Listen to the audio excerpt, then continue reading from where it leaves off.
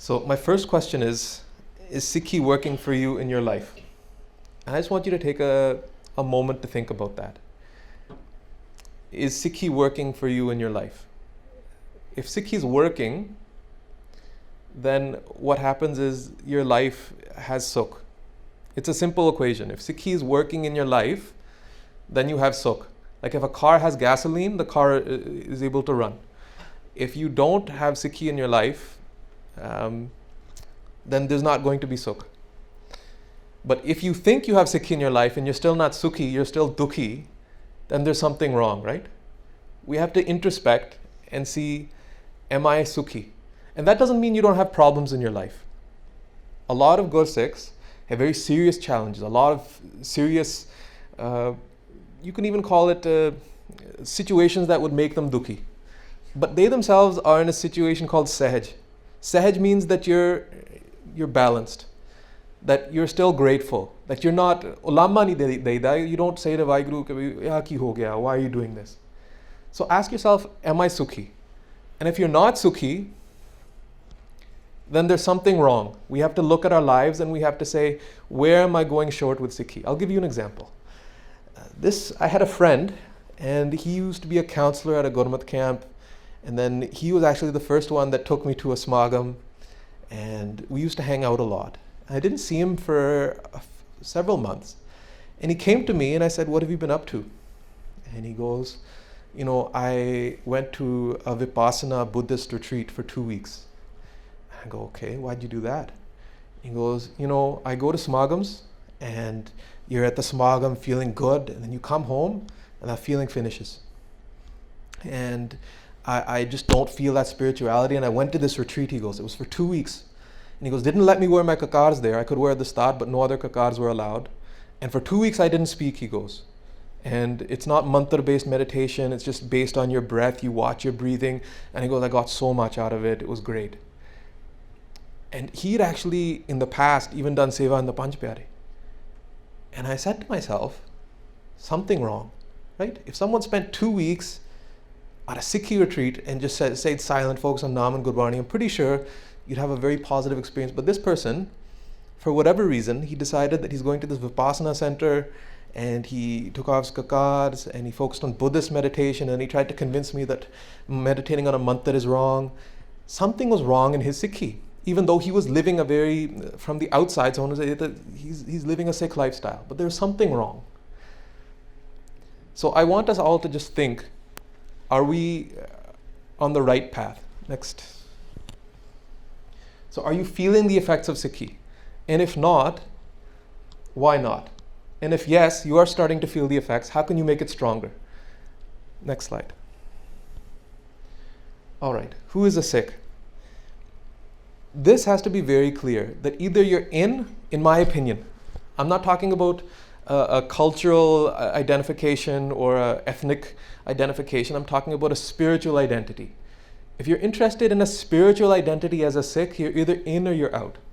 Either you're in love or you're not in love, right? There's nothing in between. I'm sort of in love. I'm in love on Sundays. Either you're in love and this is the center of your life and the Guru's on your mind, or the Guru's not on your mind, then you're doing something else. We have to be honest with ourselves, right? Okay, this is jo to prem khelan ka chao, sir tar tali gali meri aao, it marg pair trijay se dijay kaan na kijay. That once you step onto the path, then you don't turn your back. Kaan na kijay means you don't turn your back onto it. You just walk forward. But if we are on Sundays going to Gurdwara, and then Saturday night we came from a reception, te bhangra vi pa liya, and then we have on the side some chats with some girls or some boys, and we talk about some nonsense. We're trying to ride different boats, right? And if you've got your one foot in one boat and the other in the other, inevitably you will fall. So what is a Sikh? So Sikh sakha bandap hai bhai je gur ke paane vich aave. Right? Because we're talking about that pyar, prem khelan ka chao, because you're in love, right? And if you're in love, then the person you are in love with, it's a two-sided thing. True love is not that, it's not that romantic love that you see in movies. It's not that. It's all about sacrifice. That if if two people are in love, they're both a sacrifice unto each other. That I will give my everything to you, and the person you're in love with, so I will give everything to you. And that is actually the relationship between the Sikh and the Guru. Guru says everything is yours, and the Sikh says no, everything is yours. That's the relationship. But what does that Sikhi actually mean? Guru Sahib defines it. If you are in the will of the one you love, in the will of your Guru, that if you're in your own will and you're calling yourself a Sikh, that's fine, you have the right to do so. But at the end of the day, the outcome is going to vichar chotan khave, that you're going to be separated and you're going to suffer some hardships in your life, blows to your life. Bin satgur sukh kade na pave bhai, fir pachotave. But the warning is that without the Satguru, without following Satguru, that you're not going to find that sukh, right? And you're free to go and find that sukh other places. But we're fortunate that ਅਸੀਂ Guru Sahib di sharan aaye hain, and we have at least that much kirpa that we're here. But otherwise, you're free to go and do whatever you want, right? Guru Sahib never forced anyone into Sikhi. Jinne Amrit Shakya, you have agreed to do this. But at the end of the day, it's Gur Prasad. And that's why I've been so reluctant to do Sikhi-based talks. Because at best, I can be a catalyst to make you think. But for me, in my experience, Sikhi is really Gur Prasad. That if he lets you fall in love with him, then you fall in love. Koi apne wallo nahi ye kar sakda. You can't say that main da pyar pa lena hai. No one is able to do it. Aape laayo apna pyar. Right? Guru Sahib gives you that love. But the fact that you're here is actually a great sign that that relationship has started. But remember that this is all Gur Prasad. If you're able to do something, it's through the Guru's kirpa. So there's no home about it. There's no ego that, look, I'm following it. It's all kirpa. It's a lot of fear as well, actually. If you have something precious, you're often afraid of losing it. And you're afraid of showing it too much. Sikhi, in a way, is similar. That if you don't want to go too far to show that relationship. Because when you have a love relationship, there's certain things kehande parde piche hundiyan ne. And that's similar in Sikhi, that you try and keep certain parts of that relationship away from the public's eye. And if someone's trying to show how much of a relationship they have with Vaheguru and with Guru, that's automatically an alarm bell for me, saying something not right. Because if someone has that relationship, it's very sacred. It's very, very precious. You don't want anyone ke nazar na lag jaye. And there's a fear, I didn't do anything to get this love. That it was a gift. And what am I going to do kalnu if it finishes? I've seen so many Change Gursik who, for whatever reason, fell off the path. So there's that fear part of it as well. And that's where fear, Pao and Po are linked. Fear and love are linked in that way. All right, next slide. So a Sikh's life is distinct. A Sikh is different. And if you're not different, if you're not separate, if you want to be like everyone else, you're missing the point. If you're thinking to yourself, God, I wish I could be like everyone else, you've missed the point. You're not supposed to be like everyone else. Guru Sahib didn't give you a separate identity because it was easy. It was given for a certain reason. You are standing out because you're meant to stand out, physically and spiritually. So, like a lotus, जैसे जल में कमल निराल मुर्गाई न शाने सुरत शब्द पव सागर तरिए नानक नाम बखाने. The example of the lotus is very important. It's there in the water, but it rises above the water. It's pristine, it's white, it glows almost, separate from everything around it, but still there. So Guru Sahib didn't ask us to leave the world. We are still living in the world. We're making a difference around us, but we're different. But it's not easy. This is like walking on the edge of a khanda, and it's valo nikka akhi. It's thinner than a hair. It's very difficult. If someone tells you Sikhi is, compared to the takke that you're going to get as following the other path behind your man, it is easier in that sense. But Sikhi is not easy in the sense that, it's I'm going to come on Sundays to the Gurdwara, main Sikh ban gaya, and then I want all the benefits of it. Sikhi is in every instant, every single instant, you're watching your Sikhi, you're having that relationship with your Guru, you're feeling their Guru with you, you're having that conversation with your Guru. That's what Sikhi is for me anyways. Next slide. But without that lifestyle, without living that Khandetar Valoniki lifestyle, then what do you have? You have a good game. You talk a good game. And today our Panth is filled with scholars who talk a good game, who can give you the logic of this and the logic of that, but in their own lifestyle, they have neither that Sukh and they have neither that Sahaj, and they don't have that different glow, that different vibration. So Gyan Katha Sab Koi. Everyone's talking about Gyan, knowledge. Kath baad kare dukh hoi. That they talk, and baad means having debates. So many debates. Internet's filled with the debates about Sikhi. Kath kehne te rahe na koi. No one's free from having these debates, from saying their piece. Bin ras rate mukt na hoi. But at the end of the day, without enjoying that ras, that Sikhi ras, that naam da ras, you're not going to be free. Gyan dhyan sab gurte hoi, sachi rahat sacha man soi. That if you want to talk about that true Gyan, that's going to come from the Guru, from having that relationship with that Guru. And then you get that sachi rahat. Rahat is what we're going to talk about today. Rahat. Manmukh kathni hai, par rahat na hoi.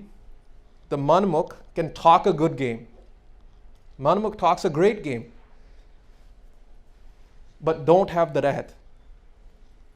Namo pule thao na koi. But without naam, without that basic of rahat, that naam, that there's no place for them.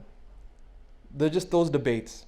So what I want us to focus on is not the debates around Sikhi. If you find someone that's questioning everything, trying to take everything apart piece by piece, I'm not saying don't ask questions. I'll always ask questions. But if your entire Sikhi is to dissect every single thing, and you're sleeping until noontime, and then you get up and you go on the internet and you debate this and that, Baba Di, you saying that, ho gaya si, nahi, sir nahi katega, nahi, sir kate. This is not what Sikhi is about. And a true good Sikh, in my opinion, in my experience, avoid a lot of these debates. If you have an idiot that wants to debate with you on these things, often their intentions are not good and they are an idiot. And then go Sikh, changa bhai, tu kar la fir. Just do your thing. Because if you get pulled into it, that's exactly what they want. You waste your time, they waste their time, you have a good time wasting time together. But it's not Sikhi. That's not Sikhi. Next slide. So I found this to always touch me. Patta di Bani are those poets who found Guru Sahib after a lot of search. And then finally, after finding Guru Sahib, receiving that naam, receiving that experience that they were looking for, then they wrote Ustat of Guru Sahib. That Akal Purkh gave them the Ustat of Guru Sahib, and they recited that, and now that's in Sri Guru Granth Sahib. And this is Pat Pikhya ji. What he says is very important. That I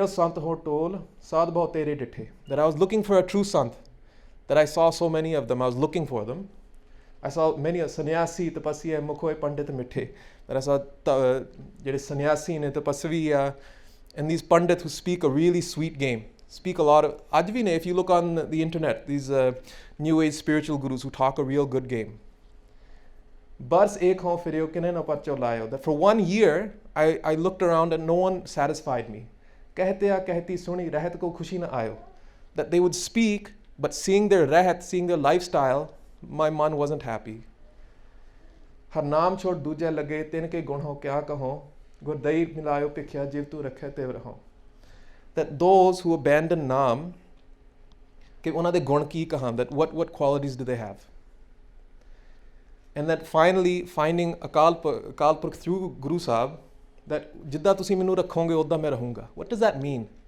That if you then have that faith, Guru Granth Sahib Ji, Sri Guru Nanak Dev Ji, Sri Guru Gobind Singh Ji, if you have the ability to I have that faith in you, that you will let me meet Akal Purkh Vaheguru, then it's our duty, कि जिव तू रखे तेव रहो. How you want me to be is how I will be. Because that's true love, right? The person that loves you wants something from you.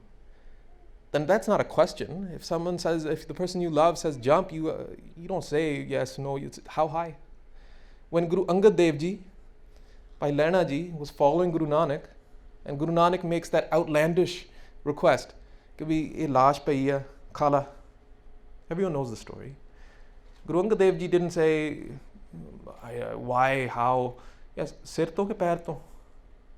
There was no questioning there. If the Guru wants this, then I have to do it. There's no question. And if there's a question, then once again we have to look, is there a deficiency in our pyar? Next slide. So what is Rat? The true expression of love for the Guru is following our Rat.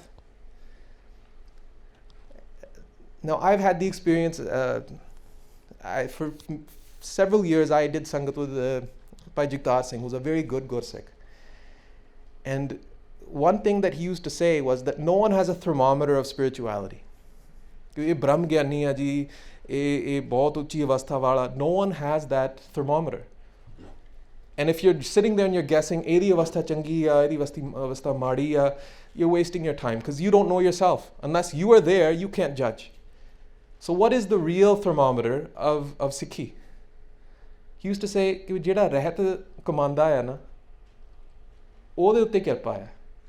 That if someone says, मैं बहुत ऊंची अवस्था वाला है, मेरे ते बहुत किरपा है गुरु दी, and if they don't have the rahat, then there's no kirpa there. Don't fall for that. They have that kathni, but they don't have the rahat. So that rahat, that lifestyle, is our measure of our love. The Guru is saying, I like these things. I want these things from you. I expect these things. And that Gursikh meets that standard and exceeds that standard. That I will do this and I will do better. How much more can I do? There's that enthusiasm. So rahat is not the outside, right? Rahat is our inside, the inner jivan, and our outer jivan. Because another word, a synonym for rahat is babek.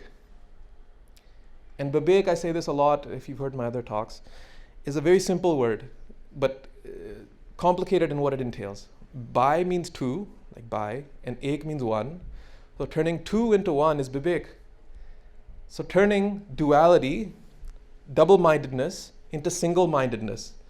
Turning our different personalities. If I'm a different person at school, I'm a different person with my family, I'm a different person in my sangat and my gurdwara, then there's dubda, two-ness. And turning that dubda into babek is what Guru Sahib wants from us. That we are consistent.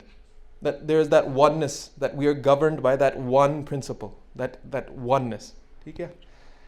And that babek starts from Naam inside us, and that outer jivan feeds the inner, and the inner jivan feeds the outer. And it becomes one. That you're not different from the out and the in, you are consistent. The Guru wants you a certain way inside, and the Guru wants you a certain way outside, and you are consistently what the Guru wants. All right. I give the example of a jungle and a garden. The example of a jungle and a garden is this.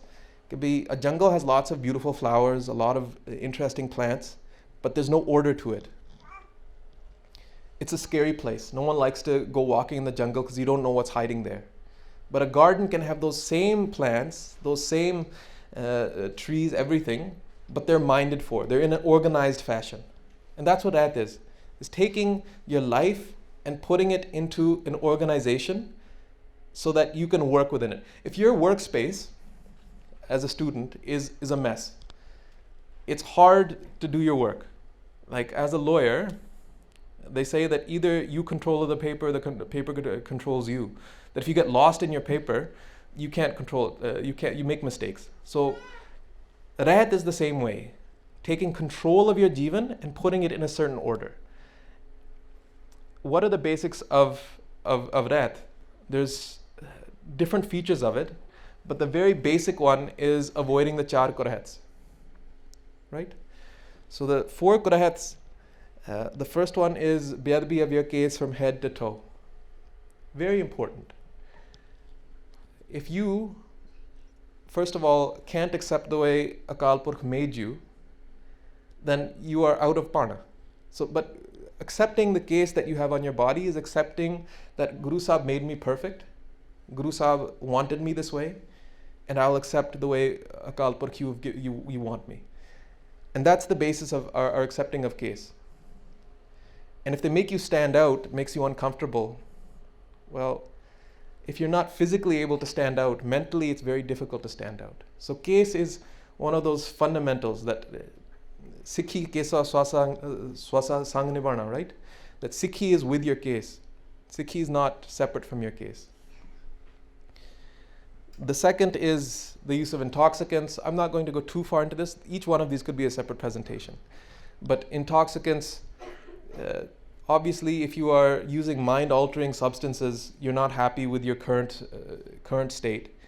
And that means that there's something wrong with the way you normally are. If you're reliant on something else to take you to a different mindset, then your current mindset is not right. And there's dependencies that are created anyways. It's a mess. The third one that there's controversy over, but really there shouldn't be. Like when I was a younger person, the debate around meat was actually decided. Like no one used to say, very few people, that meat khana is okay. But I'm seeing that debate reinvigorated with these historians. Anyone who is following a spiritual path will be able to tell you that eating meat is destructive to your spirituality. It is what it is. That's my experience of it. But even from a historical basis, if you look at every single Hukamnama of Sri Guru Hargobind Sahib, who's said to be the first Guru to have hunted, etc., etc., every single one of those Hukamname, you can look in any source. Say, Maas Machi de Nede Nahi Avana. Don't go near Maas or Machi. Very straightforward. That those are authentic Hukamnamas. And if you think Guru Hargobind Sahib had a different message from Guru Gobind Singh Ji, then you've missed the plot, right? You have not understood that they're one. Further than that, even there's a Gurdwara called Kusht Nivaran Sahib, Patpur. It's near Anandpur Sahib. And that's traditionally the families that live in that village say that Guru Hargobind Sahib came here and stayed there for several days. And when he was leaving, he asked the Sangat, Thoda koi dukh, what can I do for you? And they said that we have a disease in our family, in our families, that the Cora is like leprosy. And Guru Hargobind Sahib had said at that time that if you give up meat and fish, that the disease will give up on you. And they still have a tradition in their families today that if anyone eats meat or fish, that disease comes back. So these are, they can focus on the fact that, Sikhs in the 1800s used to eat meat. If I talk about the period after Christ, let's say 300 years after Christ, does that seem like authentic Christianity? In my mind, yeah, it seems pretty close to Christ. We're 300 years from Guru Gobind Singh Ji. If 1,000 years from now, people are going to look at us as a Sikh community across the world and say, there were 300 years from Guru Gobind Singh Ji, let's say great-great-great-grandfather. And they were involved in the drug trade, all of these things the Sikhs were doing must be okay. Wrong conclusion. That the fact that a Sikh did something is not proof that the Guru allowed that. Look at what the Guru actually wrote or said. So anyways, I'm not going to go too far into this, but for me the debate was settled, and people can try and revive the debate, but it doesn't make much sense. And finally, sexual relations outside of marriage. This is very straightforward. If your mind is infatuated with and is lusting for someone, physical. First of all, lust is not love, right? But if you're infatuated with someone, then that pyar hasn't entered your...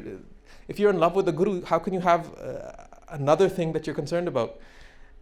You don't have space for that lust, for that extramarital sexual relations if you're in love with your Guru. And it has a very serious destructive effect on your life, on your spirituality. Panch Kakars we're all familiar with. They're all a part of our uniform. One thing I will say, that our Barna is very important. It sets us out. So our Kakars are the minimum, but having that pride in those Kakars, like I can't generalize too much, but in my experience, someone that's proud of their Kakars is usually doing well in their Sikhi. If on a daily basis, someone is trying to wear the smallest case ki dastar possible, the thinnest karpan, thinnest kada, trying to hide their karpan, often their Sikhi might be in trouble. Because when I've noticed someone who's in love with the Guru, they try and tie a tall dastar. Their kada is bigger than usual. Their kirpan they're proud of. It's not jangali hui, it's taken care of. Their kakars are a matter of pride. That these are the symbols of the love relationship that I have with my guru. So if you're ashamed of your kakars or you're not comfortable with your kakars, that's another sign of spiritual sickness, right? And when you catch these signs of spiritual sickness, then that's the right time to try and address it before something bigger happens. So kakars are all, and then secondly, wearing Barna is not something that it's a certain avastha. Barna is that clothing that the Guru wants to see you in, that he gifted you. So when we go in front of our Guru, then that should be our concern. The Guru wants to see me in a certain form, that's the form he loves to see. If we go to a party, if we go to a certain meeting, we dress up for the part. We wear a suit, we wear whatever uniform is expected. When we come to the Gurdwara, if we're wearing our nikkar with a banan, and that means we don't have that pay of the Guru. The Guru is just, theek hai, matha tek ke, I'll do something else. But if you really believe the presence of the Guru, that I'm going into the Guru's darbar, then you'll dress like a darbari, that you belong there, that you're not some stranger, that you are a part of this darbar, that you belong here. You try and live that part. That's all these nikkiyan cheejan ne, when they all put together, they amount to a lot more, right? All right. Inner Jivan, Amrit Vela, Naam, and Nityanem. I'm going to talk more about these in the next slides. Kakars and Barna. I think I've said enough about this, but Khalsa Mera Roop Hai Khas, that this is the form that Guru Gobind Singh Ji gave us, that he gave us his own form. And the sacrifices that the Guru and those Gursikhs gave for us to have this form, we should never forget that. That Paitaru Singh had his scalp removed but didn't remove his case.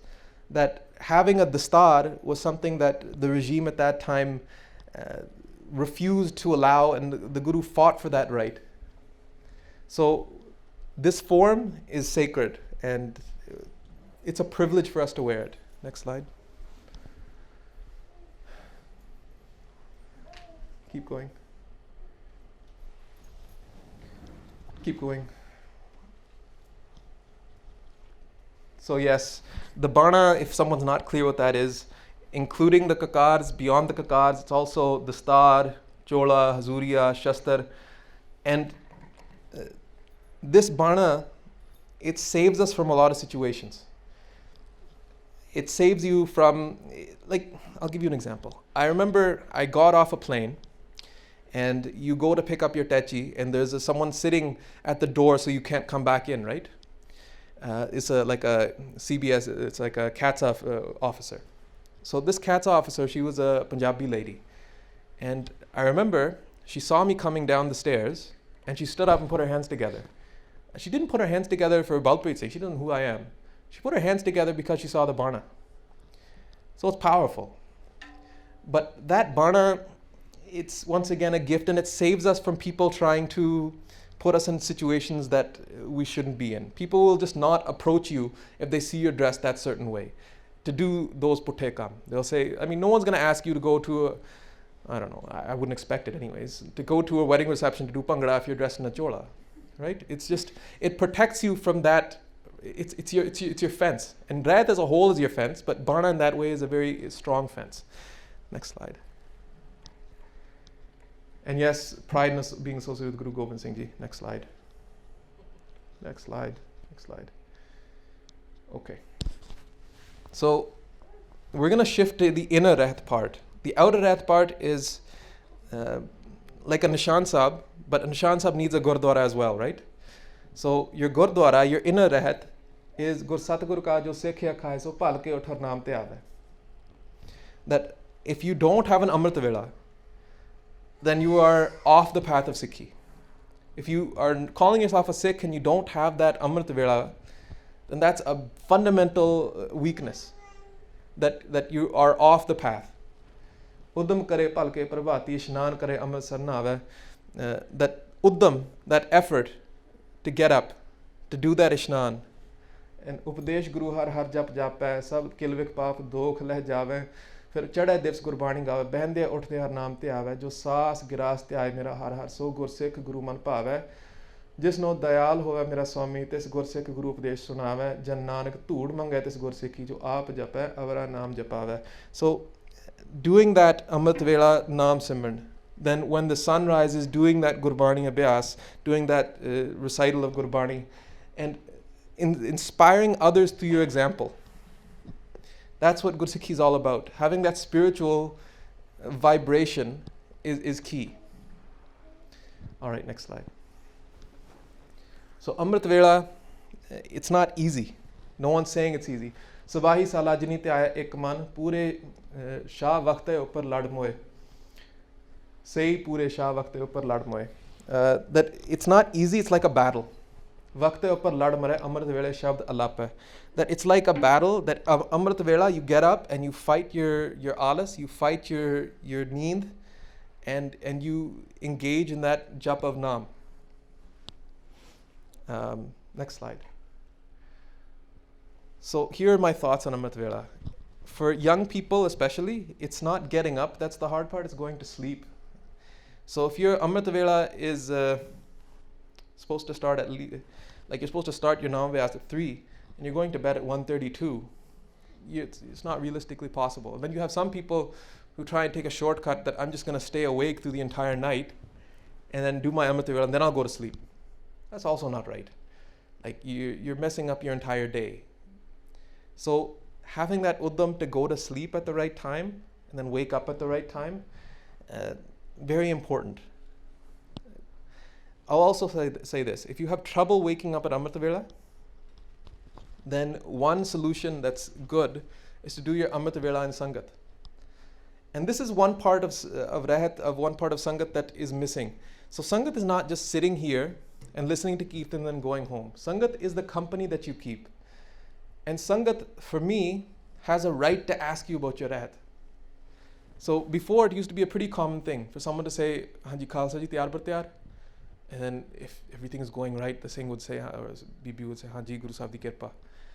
But now if someone asks you, Hanji Khalsa ji, tiyar par tiyar, who you? Tu kaun puchna? Right? If you ask someone, do you give your Daswant? It's a right to ask because these are fundamental rights. But the answer sometimes in us is, who are you to ask? But no, the Sangat has a right to ask. And often if we're offended that someone is asking, then that's our weakness, that we're not doing it. Because if everything is going fine and someone asks us, we're not afraid of answering. So going to Sangat is good because if you're not there, there's that accountability. We didn't see you this morning at Amrit Vela. So that's one solution if you are not able to do your Amrit Vela on a regular basis. Gurmat Ishnan, doing Kesi Ishnan is important. Ishnan of just your body below your head is Adura Ishnan. Gurmat Ishnan is doing from your head to your toe, washing that entire body. And it's important to be savdan for your awareness. Benefits of cold water. Ishnan in cold water has many benefits. Health-wise, mentally it's good for you, helps you focus, wakes you up. And this is what was intended in the Rahat. Guru Sahib's roll call. So this is an example that old Gursikhs used to say, that Amrit Vela, it's like Guru Gobind Singh Ji's taking a roll call, attendance of his Sikhs. And someone misses one day, okay, 2 days.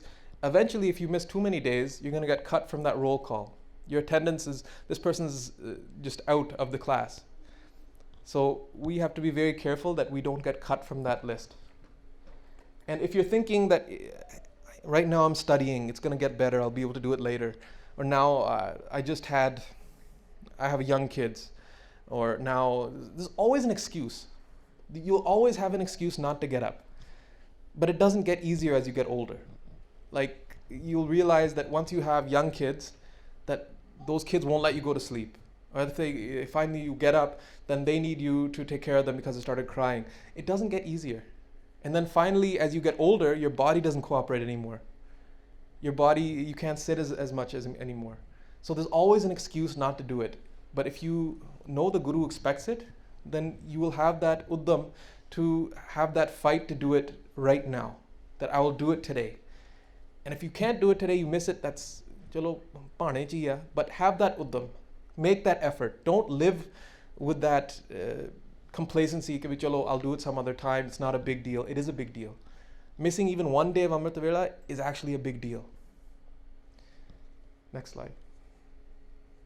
So नित्यनेम ठंडे पानी जो नहावे बिन जप पढ़े प्रसाद जो खावे बिन रास समा जो खोवे कीर्तन पढ़े बिन जो सोवे. That this is Tanakaiya. So this is from a Ratnama. That Sikh that doesn't bathe in thanda pani. I'm not, like, let's be pragmatic. If you have a reason not to because you're ill or something, you have a fever, that's fine. But if you're just oddai, I like a hot shower in the morning, that's not a good reason. So thanda pani is important. Next, jap pade bin jo starts eating. Without doing your nityanem, if you start eating, that's a tankhaiya. And if you lose the time for rehra sahab, you're wasting time when it's supposed to be rehra, that's also tankhaiya. So the 7 Barnis of Nityanem that we're familiar with, Japji Sahab, Jap Sahab, Soiye, Chaupi Sahab, Anand Sahab, and then evening time, Rehra Sahab, sleeping, Sola Sahab, these are a minimum. No one, I don't think, it's very difficult to excel Gursikhi wise if you think this is the maximum you're going to do. This is a minimum to keep yourself afloat. People that are seriously interested in excelling in their Gursikhi will want to do more part. Sukhmani Sahib, Asadiwar. Sukhmani Sahib, as a Nityanem Bhai Jagtar Singh used to say that if you want to be a Pyara Gursikh, Guru Sahib the Pyara Gursikh, then Sukhmani Sahib is essential for your everyday. But if you're not doing your Nityanem, if you're not doing your Amrit Vela, then the rest of it is kind of a fake thing that will eventually go away. Like, I'll give you one example. I had a friend, and he started wearing Barna, and then he started keeping Sarblobavik. We'll talk about Sarblobavik. All these are very important rats. But he came to Bhai Jagtar Singh and he said, "Main hun Sarblobavik rakh liya." And Bhai Jagtar Singh looked at him and he goes, "Faida ki hoya?" And he was kind of offended. He goes, "Faida ki hoya? Ki, you know, main rat rakhi hai." And he goes, "Tu uthda 10 baje, tere maape uthde 6 baje. कि भी ਉਹ ਕੀ ਦੇਖਦੇ ਆ ਤੇਰਾ ਕਿ ਤੂੰ ਹੱਥ ਨਾ ਲਾਈ ਮੇਰੀ ਰੋਟੀ ਨੂੰ ਕਿ ਵੀ ਤੇਰੇ ਹੈ ਕੀ ਕਾਤੇ ਨਾ ਲਾਣ." Right? So it's not that those rats aren't important, the outside rats aren't important, but having it consistently that you have the inner rat to support that outer rat, both at the same time, not one or the other, both. A good way of making sure you do your nityanem is that you don't eat unless you finish your nityanem. It's a basic rule that a lot of Gursikhs follow. If you're eating before you finish your nityanem, it's a problem. You should always finish your nityanem. At least the tradition amongst Gursikhs is that at the very least, if there's an emergency, Japji Sahib and Jap Sahib. And only if there's an emergency.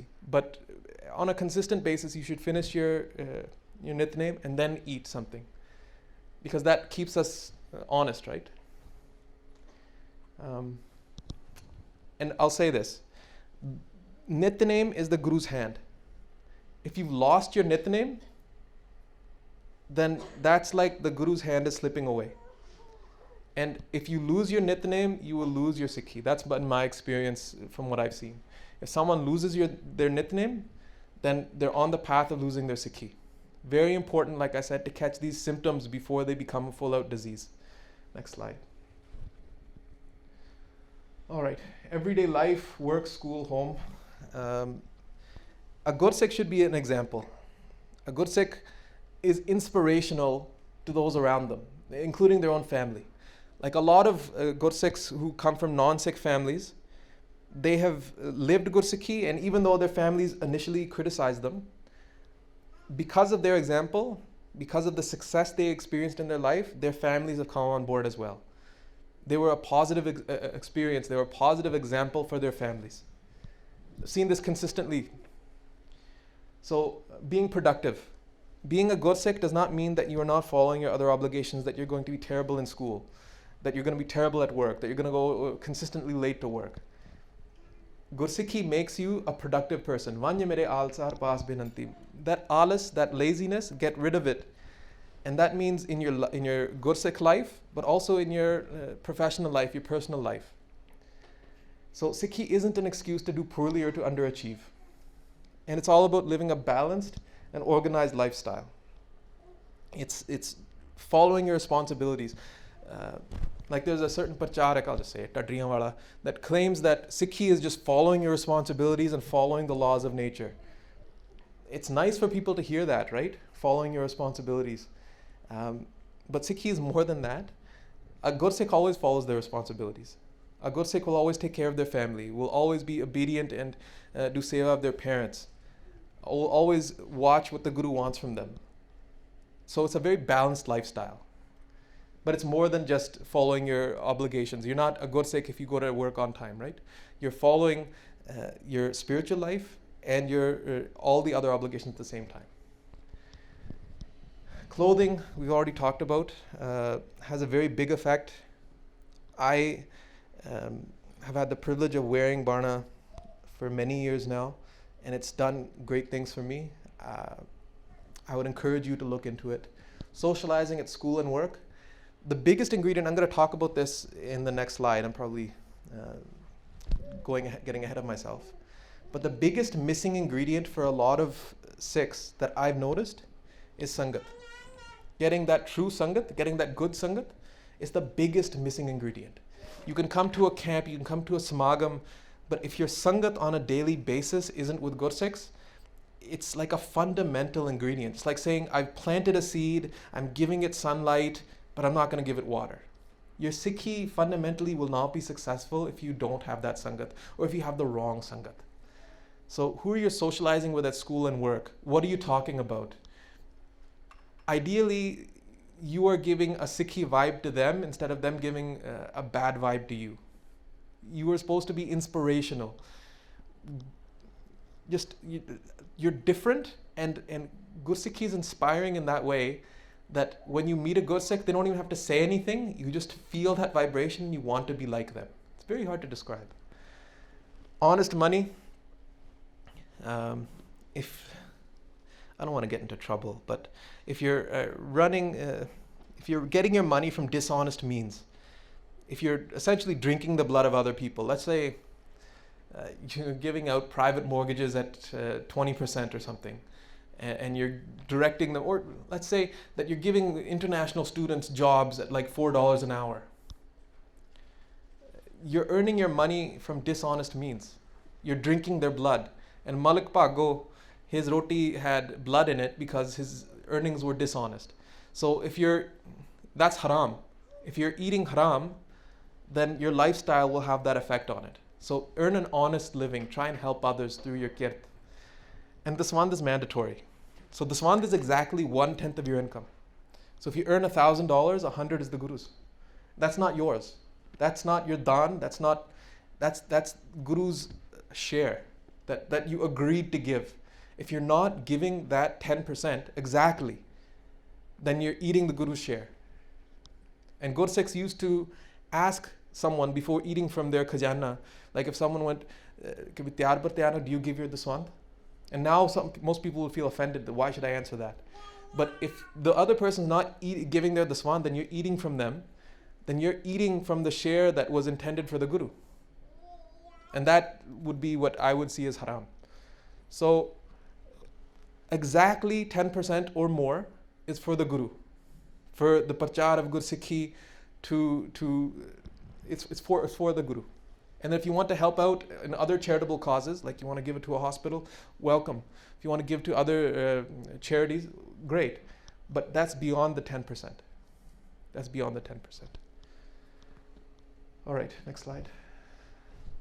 Sangat, person over personality, or principle over personality, sorry.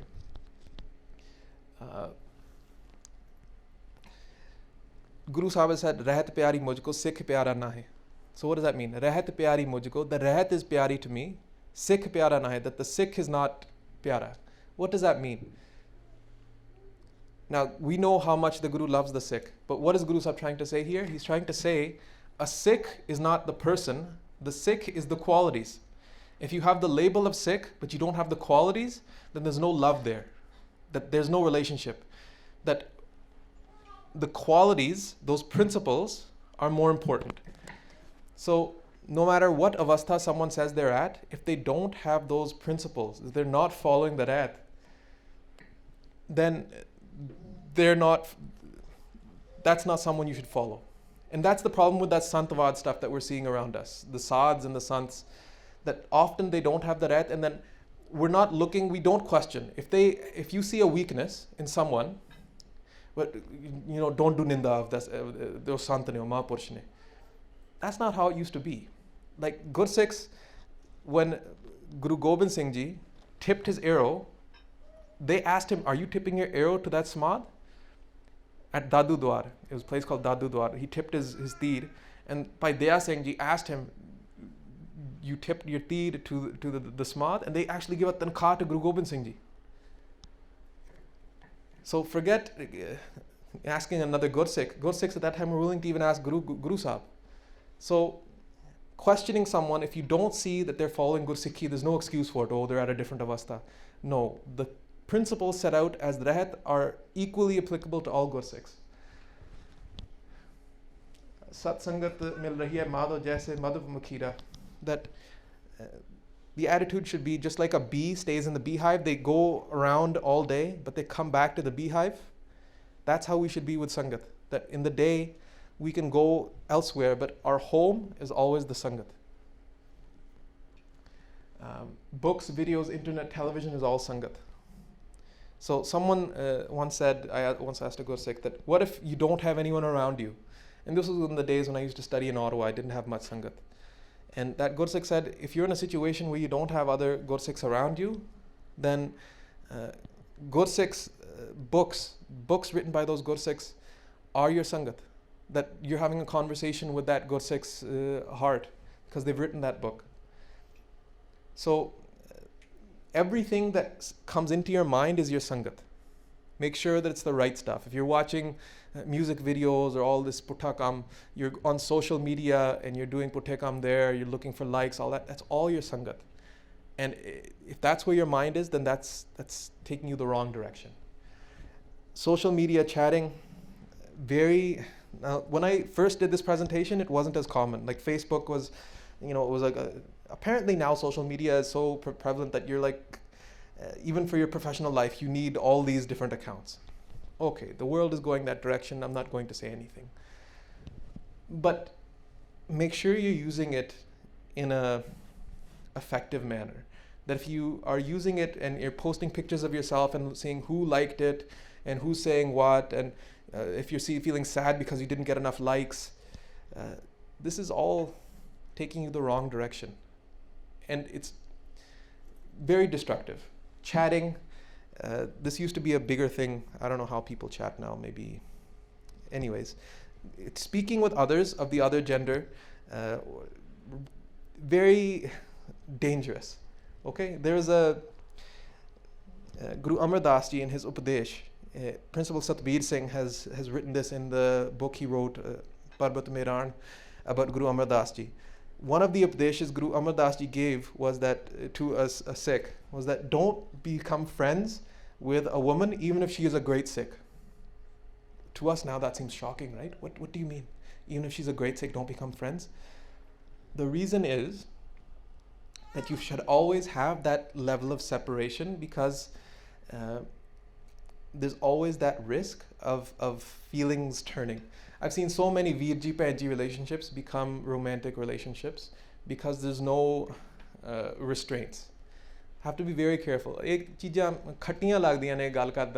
People are not happy to have me say these things, but if I don't say them, then main den da raha, right?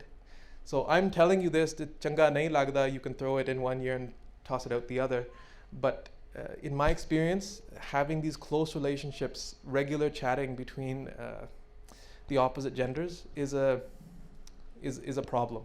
Obviously, for school reasons, for other reasons, if you want to have these discussions, that's fine, nothing wrong with it. And I'm not saying that you want to avoid the other gender completely. That's ridiculous. No one says that. But having those close relationships, it can lead to unintended consequences. Next slide. So you are what you eat. When we shak Amrit, how is that Amrit prepared? Amrit is prepared through 5 Gursikhs who are living a Gursikh lifestyle, reciting Barni and running their Sarabloda Khanda through the water. And if that can create Amrit, then how is someone that has a bad character, Gana Kadre, or listening to Gande Geet, preparing your food, won't that create poison? I think logically, if you can say that Amrit is created by Gursikhs reciting Gurbani and running the khanda through it and preparing it that way, and that becomes Amrit, then the opposite also is true, that someone saying and doing wrong things, wrong intentions, can create food that becomes spiritual poison. So Baba hor khana khushi khwar jit khadda tar peediye man mein chalai vikar. That being discerning of what we're eating is important. Purity isn't possible in a restaurant. So if someone says main sucham rakh lu, but I'm going to go to and eat in a restaurant, that's not sucha. Like, I'll tell you how I stopped eating out. Maybe I shouldn't share the story, but whatever, I will. There were two things that happened at the same camp. So I went to a camp, it was a Gursikhi camp, and we're walking into the mess hall. And the cook is greeting everyone who's cooked the meals. And he's shaking everyone's hand as we're walking in. And this is the cook, everyone's introducing this is the cook. As I'm walking past, I shake his hand and I look in his pocket. It's a packet of cigarettes. And I was confused. I said, how am I going to eat this food that, he's got a packet of cigarettes, this is how he walks around. I can't eat this. So I didn't eat the food because it didn't sit right in my mind, that I don't know if he's washed his hands. And even if he did wash his hands, the cigarettes are right here. So I didn't eat that food. Then I thought to myself, this is because I could see this cook. But what if I don't see the cook? And who knows what they're carrying, what they're doing, what they're tasting? I have no idea. Then I went to the Gurdwara and I went to have langar there. And this again, I'm not telling, this is going to be controversial, but chalo, I don't care. When I'm sitting there, I see the young man who's distributing the langar, and he's distributing dahi. I remember it was palya wala dahi. And in every single thali, he's clank and spilling, clank and spilling. And even the jutiyan thaliyan, he's hitting it and spilling it. And once again, I go, I can't eat this, right? Because it's all juta. He's touching every single thali. So often we close our eyes to these things, but just because we don't see them doesn't mean they're not happening. So purity or sucham is not possible in a restaurant, and we should always be careful about what we're eating. Food cooked with naam, cooked with that pyar, it's something else. So there's a story of Dr. Surinder Singh. Dr. Surinder Singh was a very spiritual Gursikh. And the story goes like this. It's actually translated online if you wanted to read the full story. There was a rickshaw driver that gave Dr. Surinder Singh a ride home. And when Dr. Surinder Singh got home, he told the rickshaw driver, stop, that I want to prepare some dudh for you, dudh pi ke ja. And that rickshaw driver says, I waited, and Dr. Surinder Singh took a bata and he put dudh in that bata, and he started reciting Gurbani, and he was stirring it and stirring it and stirring it for the longest time. And he goes, when I finally drank that dudh, something exploded inside me, like light exploded inside of me, that mera naam apne aap chalan lag paya. And then there was a bibi who was sick, and that he goes, I took some water and I started doing Gurbani and doing the same way Dr. Surinder Singh, and I gave it to her, and the effect wore off from me. Which is to say that kamai, that vibration of naam, gets transferred. When we see Sri Amritsar Sahib, that Amrit Jal Sarovar, why? Because that's 24 hours naam Gurbani happening there. That has that effect. When we have an Akhand Path Sahib, a lot of people put a kumbh there. That's a tradition, right? That was because that vibration of Gurbani gives it some sort of a different nature. This is through experience. Like, if you want me to prove it through science, I can't. But it has something. And if we believe in Amrit, then we have to believe that vibration has an effect. And then finally, Sarblo. Sarblo is a Sresht, the highest medal for us. That Guru Gobind Singh Ji selected it for the preparation of Amrit. There was nothing more precious in Gursikhi than Amrit. And if Guru Sahib selected Sarblo, and that first, when you shak Amrit, that first deg that you have is also prepared in Sarblo, then Sarblo must have something special in it. And therefore, Sarblo is that rat that we're given. Traditionally, Guru Sahib gave this rat by Daya Singh Ratnama, and there's a book by a person called Bir Singh Bal. He was a contemporary. He also wrote that Guru Gobind Singh Ji talked about that eat out of Sarblo. So this was a tradition that was followed for many years, and we've seemed to have lost it. But it has a very positive effect. For me personally, I can tell you that I've gotten a lot out of it. It lets you control your impulses. It lets you get control of your man in a certain way. Anyways, that's enough about that. Next slide.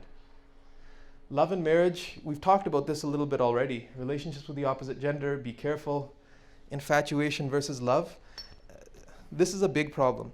The person that you think you're in love with is often a creation of your own man, as opposed to reality. You've created a fallacy, you've taken an image and you've populated it with your own ideas of what that person is. And you've fallen in love with essentially yourself, with an illusion. And then you are so disappointed when that person doesn't live up to the illusion that you created. You're not in love with the reality, you're in love with your own mental projection. So all this wasted time on seeking out that person that you think will fit your mental projection. Imagine if you put that time towards Akal Purkh. And keeping your chola spotless, this was something that Gursikhs used to take away, chole te daag lag gaya. That if you make a mistake in this field, it's a stain. It can be washed away, but it leaves a stain. It leaves an effect. You'll never forget that you made that mistake. If you make that mistake, you will never forget that you made that mistake. These relationships are as such, once again, I have no words for it, but they mess with your mind. And they will have a negative impact on your jivan. And this is through interactions with hundreds of these cases, that it will have an effect on your jivan. Trust me on this. What's the Gurmat approach to marriage? Look, everyone, it's a natural thing to want to get married. And getting married is a good thing because it gives you that sangat. It gives you the sangat to do better. That when you wake up at Amrit Vela, it gives you that sharm. It should at least, that the other person is watching, that we'll be our own check, that we won't get up at, even if we're late, we'll wake up at least by this time. It keeps you on track. It can be a real big gift in your jivan. But what's the right way of doing it? Going out and trying to find a spouse for yourself is a minefield. The right way of doing it, and the way it used to be done, was going to your sangat and saying to the sangat or a senior Gursikh, I want to get married, can you help me find someone? If you want to have a conversation with the person that's being proposed just to see if you have the same wavelength, the same thinking, that's fine. No one's stopping that. But there's no dating in Gursikhi. There's no relationship prior to marriage. I'm not bragging, okay? I don't want it to come off this way, but I'm born and raised here in Canada. I'm educated. The fact of the matter is, I didn't have a conversation with my Singhani until after we were married. It worked out fine for me. I have no complaints. And how did I know that this was going to be a good match? Because the sangat around her, they had a conversation with the sangat which I was doing sangat with, and they said, we guarantee that she's going to be fine. Gursikhi wise, she's a fine person. And I said, okay, then I can put my vishwas on that. The sangat is giving her guarantee that Sikhi wise is fine. And what's more important than Sikhi? I'm not interested in someone's career and education. That's great if that's all there. But the most important thing for me is Sikhi, and if that's there, then good. So I'm not some backwards person. I understand all these things, and it worked out. So I would encourage you that if you have faith in the Guru, if you have faith in the Sangat, it'll work out. If you try and overthink things, if you try and use your own mat too much, sometimes it backfires. All right, next slide. Keep going. Keep going until it's all there. Okay, so if we follow Gursikhi, what's the result? Remember how I started? That if you're not feeling that love in your life, if you're not feeling that presence of the Guru in your life, then something is maybe lacking in your Sikhi. But if it's all there, then what is it? It's a two-way road. And Akal Purkh's, this is Akal Purkh Vak, that Akal Purkh is speaking directly, first person in Gurbani. Aap saware main milya sukh hoye, Farida जे तू मेरा होए रहे सब जग तेरा होए. This is Akal Purkh speaking in the first person. Okay, aap sawara main mila. If you fix yourself, then main mil junga. Akal Purkh saying, you'll meet me. Main milya sukh hoye. If you meet me, tenu sukh mil juga. You'll get happiness. And then Farida, je tu mera hoye rahe. Farida, je tu mera ho jave na. If you become mine, sab jag tera hoye. Everything is yours. Man jeeta hai, jag jeet. If you won your mind, everything else is yours. In my interactions, in my observations, those Gursikhs that have Gursikhi, that have that relationship with Guru Sahib, their life works itself out. Their job works itself out. All the details Guru Sahib fixes himself because he wants you, that Gursikh, to have that focus on him. That if that relationship is there, then all the details will fix themselves. And that's that faith that Sikh has. Could be, if I love you, then you love me, and then you will fix everything for me.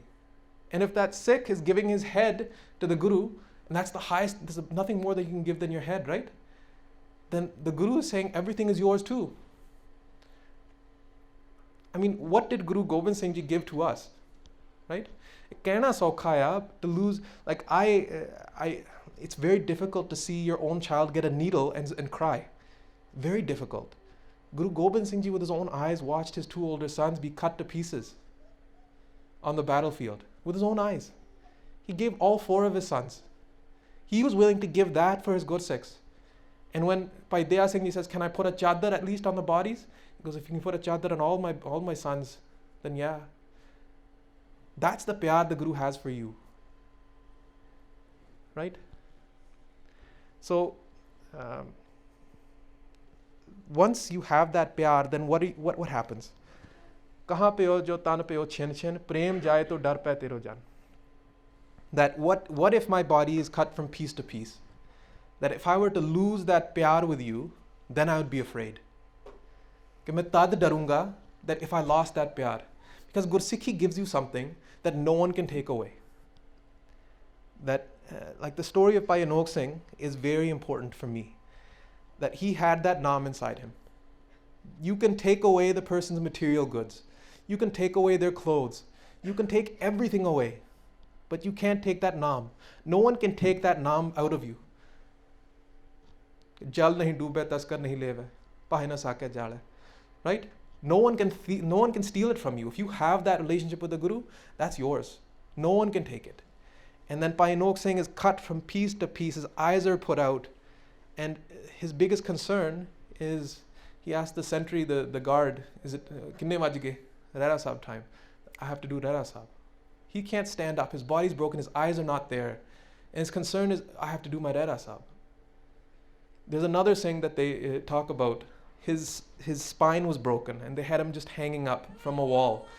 He's just hanging there. And his name's Karamjeet Singh. Karamjeet Singh says, I went to that Singh and I said, can I do anything for you? And that Singh just said, my kanga is on the floor. Can you put my kanga back in my case?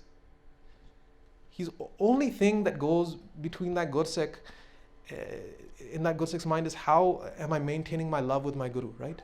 And the Guru on the other side, he gives that shobha to that Gursikh. The Gursikh is being taken care of every instant. So as you move closer to the Guru, those divine qualities start to come out of you. Like people say you should be a good person. You can't genuinely be a good person if you don't have that khajana of good qualities in you.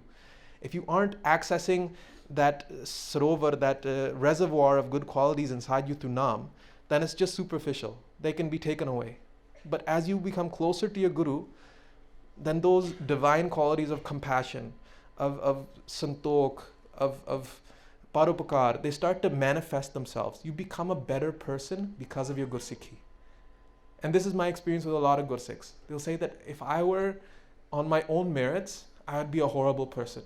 But once I found the Guru, those qualities started coming out.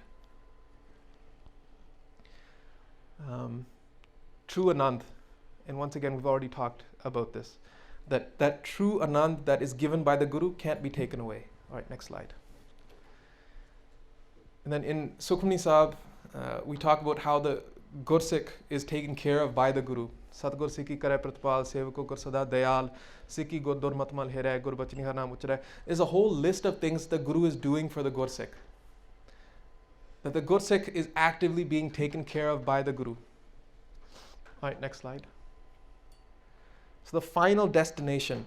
This is a journey, right? As you're moving forward on that journey, eventually, at some point, you want to have that darshan of Akal Purkh Vaheguru inside of yourself, that Jyot Vigas inside of yourself. Gurmati Kat Chanana Naam Ant Sakhai. That you want to have that experience of that divine light, that experience of Partakh darshan of Akal Purkh Vaheguru inside you. My biggest challenge when I was a young person was that this seemed too abstract. That what does it mean that having oneness with God? What does being one with God mean? It made no sense to me. It didn't make any sense. And I used to ask people, what is Naam? Is it the same as Gurbani? None of it made sense. And it made sense through an experience. I was sitting in a library. It was a Gurdwara library. I was waiting for someone. I had to go, so I was waiting. And I leaned back, and there's a bookshelf behind me. So I leaned back, and I randomly just actually took a book out. And I took the book out, and it was the autobiography of Bhai Singh. Next slide. This book gave me the answer that I was looking for. So Bhai Singh was, I'm sure many of you are familiar with. This book has been an immense inspiration in my life. So I'm going to share something from it with you. So these are called jail chittiyan. These were letters that Bhai Singh wrote to his friend about his experiences while in prison. And he talks about his early life. And one of those experiences is that experience of that Akali Jyot, that having that darshan of Vaheguru. And once I read this, it made perfect sense. I actually ended up spending the entire night finishing the book in one reading. Next. Just get it all there.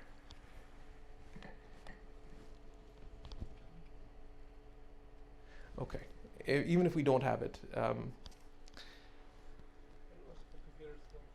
What I'll say is this, that book, he describes that experience of Vaheguru in a way that's actually concrete. That he's doing Simran, and when he thinks that, why would Akal Purkh Vaheguru give me darshan? That who am I? That I'm not worthy of it anyways. That from within himself, that Jyot manifests itself, and then that's all around. And that he feels like he can float, and actually lifts him off the ground. So this is in that actual autobiography. I would encourage you to read it, because you won't find many examples of someone actually describing what that experience of Vaheguru is, because it's impossible to describe, right? You can't describe that divine experience.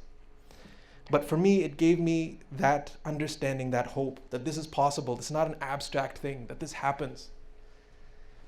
So that's something for me, anyways, to live up to. So after all of this talk, what do I want you to take away? Once again, I'm not here as a pracharak. I'm not here as an inspiration. All I hope this does is gives you room to think, room to look within yourself and say, what can I do to get myself closer to the Guru? And if you're already close to the Guru, great. But Bhai Gurdas ji describes it like this: Charan sharan gur ek penda jaye chal, Satgur kot penda aage hoy let hai. That if you walk one step towards the Guru, then the Guru will come a million steps to come get you. But it starts from that one step from you. It just starts from that one act of love, right? Don't worry about it, it's fine. Okay, so I'm just going to read a little bit out of this then. A strange and unbearable sweet blazing light began to shimmer with all its splendor within me and outside me. The next moment I saw the light pervading the whole atmosphere. My eyes were closed, my hands were clasped. By the force of some unseen power, I was lifted up till I touched the roof. Keeps going. I now acquired a wonderful inner spiritual vision and strange inner eyes. This wonderful experience was almost unbearable. I tried to stop the repetition of the divine Naam, hoping that by doing so I may be relieved a little of this overwhelming experience. Even the repetition of Naam had now become a spontaneous spiritual contemplation. It did not stop even when I made an effort to do so. So I did not in the least expect that my strange beloved, my Lord God, with his unfathomable powers, would miraculously appear within my own self and reveal himself on the altar of my heart. So this is just excerpts, but this really made it real. Next slide. So like I said, take a step. If you look at your Jivan and you go home today and you say, I want to do this, then that'll be one step. And if it's with the pure intention, then the Guru will walk a million steps to help you along the path. It doesn't take much. Like I tell the story of one Gursikh's journey towards Gursikhi. It started with one simple thing, that he's sitting in Darbar Sahib with his family, and he's listening to the Kirtan, and he matha takes every just like a ritual, right? And he actually said to himself this once, contemplating, do I really want to matha take? Do I really want to give my head to the Guru?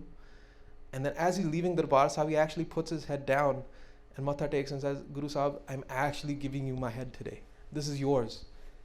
And from now on, it's up to you to pull me on the right path. And that started his journey in Gursikhi. That was it. So it takes that one pure intention, and the Guru will always reward that with more than could be expected. Because the Guru is Dayal that way, right? Very merciful that way. So once again, I hope you get something out of this. You at least think about some of the rehat that I've described, and hopefully Guru Sahib does kirpa on all of us, myself included, that we can live up to the standards that he's lived, and we can hopefully have that experience of that pyar. All right? Anything else? ठीक है जी, वाहिगुरू जी का खालसा, वाहिगुरू जी की फतेह।